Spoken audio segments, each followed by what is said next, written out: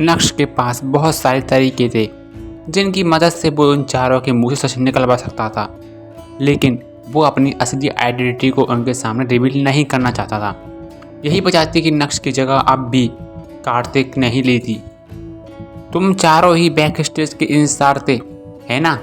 तो अब मुझे बताओ कि तुम में से गलती किसने की? अचानक से ये गलती किसने की?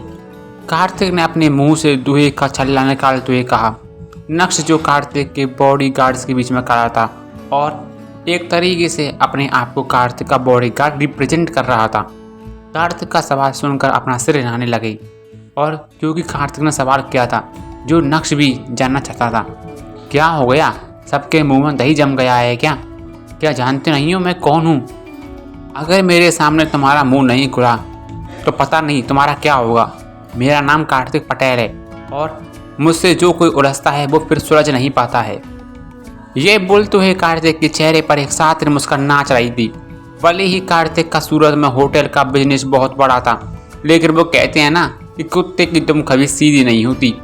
कार्तिक 2 नंबर का काम भी बहुत अच्छे से करता था और हवाले में भी उसका नाम कई बार आ चुका था, लेकिन उसे छूने की हिम्मत किसी में नहीं थी। जब उन लोगों ने कार्तिक का नाम सुना तो उनकी जान तो हलक में आ गई थी।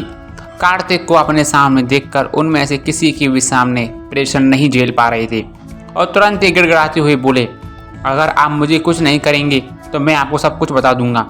उसके बाद बाकी के 3 लोग भी एक दूसरे को देखा और वो भी घुटने टेक कर कार्तिक के सामने बैठ गए। कुछ मिनट बाद कार्तिक ने अपना हाथ हिलाते हुए सभी को इशारा किया कि वो वहाँ से जा सकते हैं। जब केबिन से सभी लोग बाहर निकल गए तब कार्तिक ने सोफे से उठते हुए मुस्कुराते हुए नक्श से बोला, नक्श अब क्या करना है?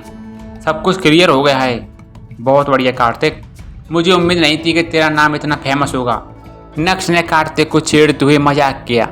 क्या बात है, तारीफ कर रहा है या फिर जले पर नमक छिड़क रहा है? तुझे बंदर कितना भी बूढ़ा क्यों ना हो जाए, छलांग मारना कभी नहीं भूलता है। बातों बातों में कार्तिक ने नक्श को बता दिया था कि वो अभी भी 2 नंबर का काम करता है और बहुत खुश भी है। इसी के साथ कार्तिक ने कहा, यार नक्श, लेकिन मुझे एक बात अभी तक समझ में नहीं आई। अब तो तू भानुशाली ग्रुप का नया CEO है, तो फिर तू जावेरी खानदान से अलग क्यों नहीं हो जाता? मेरे अपने कुछ कंडीशंस हैं और ये मत पूछना कि अब वो क्या हैं। समय आने पर तुझे सब पता चल जाएगा। नक्श ने मुस्कुराते हुए कहा। थोड़ी देर और बातचीत करने के बाद नक्श ने सेक्रेटरी नंदिया से कहा कि वो उसको उसके बिहाफ पर अच्छे से सी ऑफ करे। भानुशाली ग्रुप के साथ कार्तिक का टाइम अब बहुत इम्पोर्टेंट था, क्योंकि नक्श ने तय किया था कि वो भानुशाली ग्रुप के सारे इवेंट्स, बड़ी क्लाइटिंग मीटिंग पार्टी सिर्फ और सिर्फ होटल प्राइम स्टार में ही करेगा। जब कार्तिक ने वहाँ से चला गया तब अचानक से नक्श का फ़ोन बचा और तुम कितने अच्छे हो, घर आने का तुम्हारा मन ही कहाँ करता है। अब तुम्हें ये पता है कि घर में क्या चल रहा है, जल्दी से मेंशन आओ।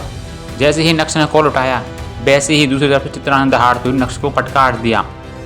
वैसे चित्रा तो नक्श को देखना भी नहीं चाहती थी, लेकिन वो अभी नक्श से गुस्सा इसलिए थी क्योंकि कल्याणी सभी से गुस्सा थी और इसकी वजह तो आप सभी को पता ही है, शिवानी वाला मैटर।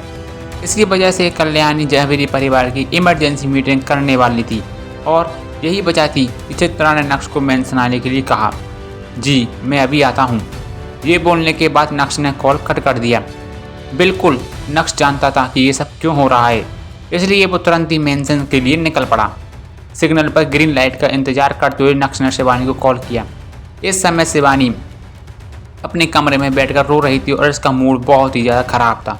जब उसने देखा कि उसे नक्श का कॉल आ रहा है तो उसने नर्वस होने के साथ साथ बहुत ही ज़्यादा पोलाइट अंदाज में कॉल उठाते हुए कहा, सॉरी, मुझे पता नहीं था कि कॉल आपका आ रहा है। ये सब कैसे हुआ, मैं कुछ समझ नहीं पा रही हूँ।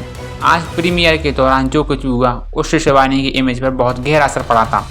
उसके सारे एफर्ट्स पूरी तरह से बर्बाद हो गए थे और तो और साथ ही साथ कंपनी को भी भारी नुकसान उठाना पड़ा। यही वजह थी कि जब उसने देखा कि उसे नक्श का कॉल आ रहा है तो लगा कि शायद नक्श अब उसका कॉन्ट्रैक्ट ख़त्म कर देगा और शायद उसे कुछ खरी खोटी भी सुनने को मिलेगी। ये सोचकर वो और भी ज़्यादा नर्वस हो गई थी। तुम्हें सॉरी कहने की कोई ज़रूरत नहीं है, मैंने सारी इस मैटर के इन्वेस्टिगेशन के लिए किसी को भेज दिया है। इससे तुम्हारा अब कोई लेना देना नहीं है। ये जावेरी खानदान का इंटरनल मैटर है गहरी सांस लेते हुए नक्श ने कहा, क्या आप जो कह रही हैं वो सच है? शिवानी ने भी सरप्राइज होते हुए पूछा, तुम्हें और कुछ भी पूछने या जानने की जरूरत नहीं है। सेक्रेटरी नंदिता तुम्हें बाद में कॉल कर देगी और तुम्हें वही करोगी जो मैं तुम्हें कहूँगा। नक्श ने नॉर्मल टोन में कहा। ये बोलने के बाद नक्श ने कॉल कट कर दिया और उसके बाद इसकी स्पोर्ट्स कार सीधा बेंसन कार पर ही निकल पड़ी। इस समय जावेरी खानदान के सभी लोग लिविंग रूम में मौजूद थे। कल्याणी जो सोफे पर बैठी हुई थी, उसके चेहरे के एक्सप्रेशंस देखने लायक थे। उसे भी कुछ समझ में नहीं आ रहा था कि आज ये सब क्या हुआ, क्योंकि इस प्रोजेक्ट का सारा चार्ज जावेरी खानदान को दे रखा था। और अब जब आज इतना कुछ हुआ है तो भानुशाली ग्रुप उन्हें ही ब्लेम करेगा। उस ब्लेम की पूरी जानकारी निकालने के लिए, गहराई से उसे जानने के लिए कल्याणी ने ये मीटिंग बुलाई थी। जब सभी ने वहाँ पर नक्श को देखा तो उनके चेहरे पूरी तरह से डिसर्टिफाइड हो गए थे। किसी को भी समझ में नहीं आ रहा था कि उसे यहाँ पर क्यों बुलाया गया है, उसका रोल क्या है, क्या वो हमारे परिवार का मजाक बनाने आया है। कुछ ऐसे ही सवाल सभी के मन और दिमाग में चल रहे थे। अचानक मैम वो अंकल उठे और अनिका की तरफ पॉइंट आउट करते हुए बोले, अनिका, तुम्हें बहुत अच्छे से पता है कि भानुशाली ग्रुप के साथ हमारा काम करना कितना जरूरी है, और तुमने क्या किया। उस प्रोजेक्ट का तुम में हिस्सा थी और तुमसे ही गलती ऐसी हो गई। अब तुम अपनी दादी को उस गलती से कैसे डील करना है, वरना तुम्हें तो पता है कि क्या होगा। और अगर भानुशाली ग्रुप ने हमसे रिश्ते खत्म किए तो जावेरी खानदान भी तुमसे सारे रिश्ते खत्म कर देगा। ये बोलते हुए उनके चेहरे पर हल्की सी मुस्कान आ गई थी। दादी, आई एम सॉरी, मुझे नहीं पता कि ये गलती कैसे हो गई। और अपना सर झुकाते हुए नीचे की तरफ खड़ी हो गई। क्या तुम चाहती हो कि दादी तुम पर गुस्सा करे? मेम्बू अंकल ने कल्याणी के बोलने का इंतजार किया और खुद ही आगे बोलने लगे। आज इतना बड़ा हादसा हो गया, क्या तुम्हारी ये कॉलेज ही हमें भानुशाली ग्रुप के ब्लेम से बचा सकती है? ये बोलने के बाद मेम्बू अंकल कल्याणी को देखते हुए कहा, माँ, मुझे लगता है कि अनिका ने अपना काम अच्छे से नहीं किया है। आगे ऐसी गलती दोबारा ना हो, इसलिए मैं यही सजेस्ट करूँगा कि कंपनी की सारी रिस्पॉन्सिबिलिटी इससे हटा दिया जाए। ये कंपनी के मामले में कोई भी इंटरफेयर नहीं कर सकती है। इस अकेले की वजह से हमें भानुशाली ग्रुप अपेंड करे ये हम नहीं कर सकते। दादी, मेम्बू अंकल जो कह रहे हैं बिल्कुल सही है। अनिका ने बहुत बड़ी गलती की है। मुझे लगता है कि उसे इस तरह से पनिश करना चाहिए। जावेरी खानदान के सभी लोगों ने भी डिस्कशन शुरू कर दिया था और वे इस तरह पूरी तरह से मेम्बू अंकल के पक्ष में थे। कल्याणी ने सभी की ओर देखा और उसके बाद उसकी नज़र अनिका पर जाकर अटक गई। अब कल्याणी की तरफ से कैसा रिएक्शन देखने को मिलेगा?